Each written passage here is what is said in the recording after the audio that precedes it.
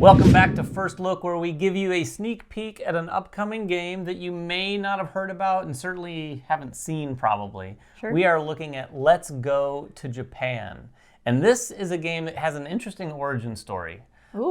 Josh Wood, the designer, this is the designer of Cat Lady, among other games with AEG. He and his girlfriend were going to go on a trip to Japan. That's fun. Back in 2019-2020 timeframe. Oh, no. If you see where this is going. Oh, no. Unfortunately, the pandemic happened. Yes. So they did not go on their trip. But thankfully, we got a game out of it because what he did is he took all the planning that they put together for the things they wanted to do on the trip and converted it into this game. Wow, that's something to do. Don't go on a trip. Just make a board game. Yeah, I mean, I've never heard a story like that. I think it's kind of a cool story. And it ended up in a game that has an experience unlike anything I've ever done because we have the game set up here, by the way, in its sort of end game state. So you see all of these cards represent all the things that we'd want to do on our trip. Yep.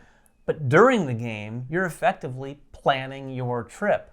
It's only at the very end of the game that you actually go on the trip. Yes, this game is all about planning your ideal itinerary, right? Yeah. So you have different experience types that you're trying to go to, and based on the different things you're going to, you can get more points or more happiness that will in the end score you the best vacation to Japan. Yeah, the cards that you're going to be using to do that, there's a Kyoto deck and a Tokyo deck.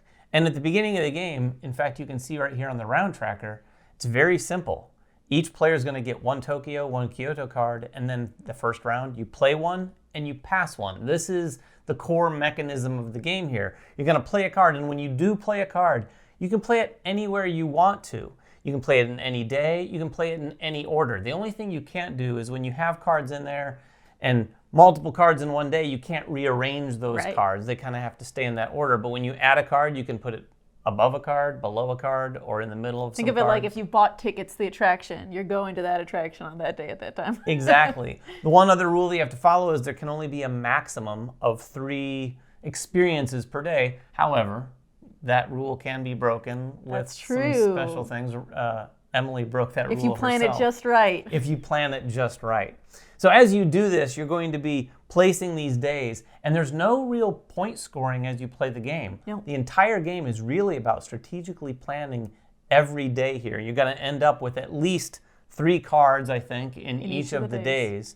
And they're going to bounce back and forth between Kyoto and Tokyo, which is kind of interesting because you have to travel between the two. You do. It's realistic in that way. So you have to travel. You either find ways to get tickets to these luxury trains, which are positive experiences. Yes. Or you have to take the regular train, which is a negative experience because you're having to take the time to travel. Yeah. But you're trying to kind of plan, like, do I want to stay in Tokyo as much as possible? Do I want to go back and forth, Tokyo and Kyoto?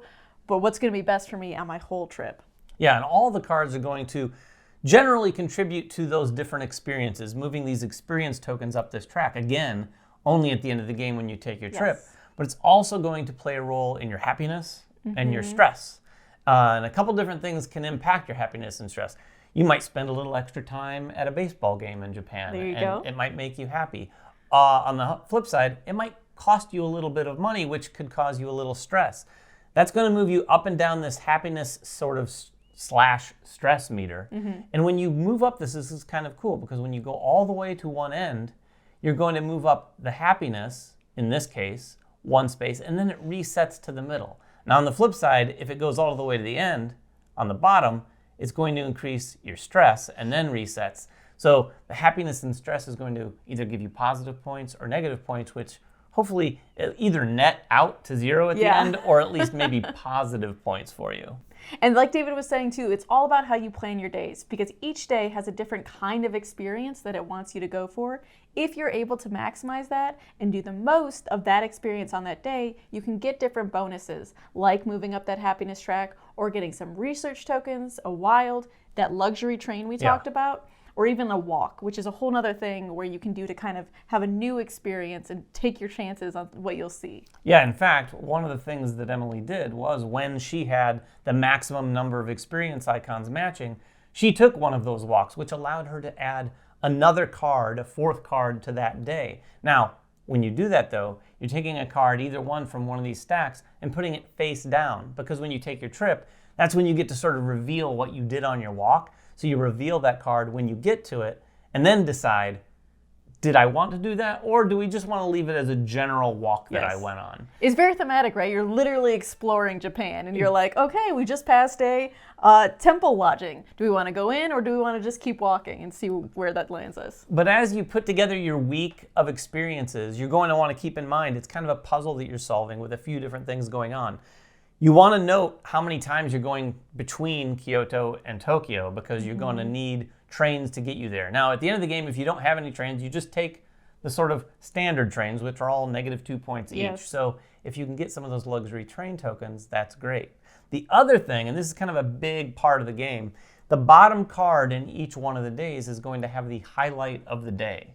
And these are effectively, in game terms, a scoring opportunity. Yes. So you're going to look at that and see, okay, have I done this so far in my trip? Because at the end of the game, when you run your trip, you start at Monday, and you score Monday, Tuesday, and so on, all the way through Saturday.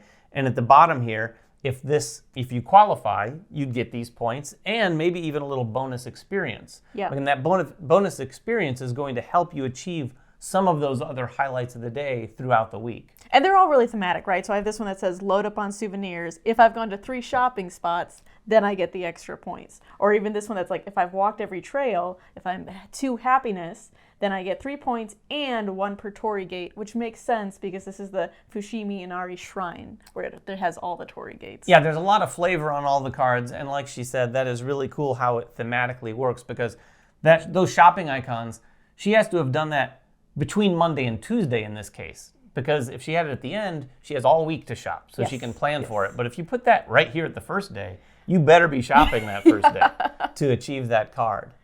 And the last thing I want to mention are these passports. Now, this is sort of an optional module that you can use. We did during our play. We did. And in fact, we are going to play a round 1 with this game, so you can see these passports in action. But just to give you an idea, they give you a little bit of a direction to take for the game. It might give you a little bonus off the start, just to sort of give your game a slightly different feel from another player. Yeah, for example, like mine gave me extra scoring at the end. Mine was called Adventurous, and it gave me 1 point for each of my happiness stresses I got throughout the game, and 2 points for each of my negative stresses I got during the game. So I was kind of just trying to find those cards where I'd go up or down that happiness track to get those extra points in the end. Yeah, it's very interesting. The game feels quite differently every time you play it, and there's a bunch of cards in here. They're not all completely different. Some of them have the same locations with the same art, but not too many. It's there's quite a variety, but even those cards have different scoring options at the bottom and maybe some different icons at the top.